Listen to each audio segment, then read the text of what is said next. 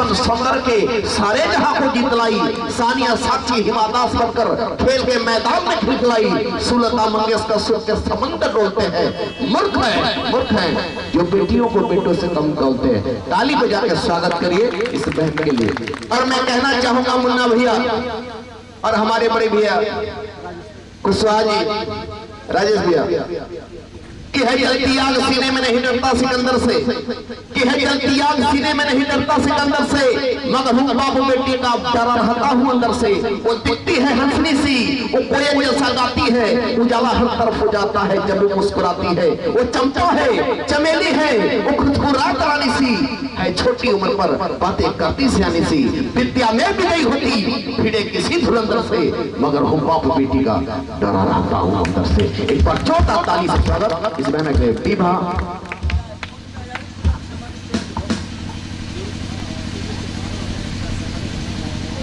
भैया हम भी बाहर आए, आप लोग जितना सब बैठल बनी सबके पैर छू के गोड़ लगतनी। हम आप लोग के सामने एगो गीत वंदना गाए जा रहा है। अगर हमसे कोनो गलती हुई तो क्या हमके बेटी बहन मान के माफ कर। लाल की ओढ़निया चटकार लाल की ओढ़निया चटकार ओढ़नी ओढ़ले पानी।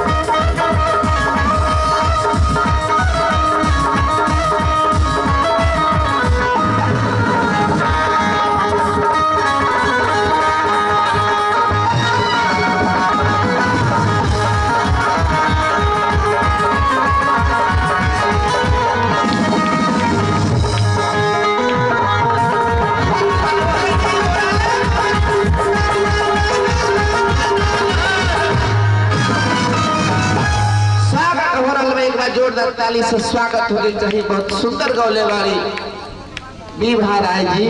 और आई हम चाहब फरमाइश बा कि 2 गीत करा के कार्यक्रम के समापन करे। हमने के बीच में 2 लोग बाटे,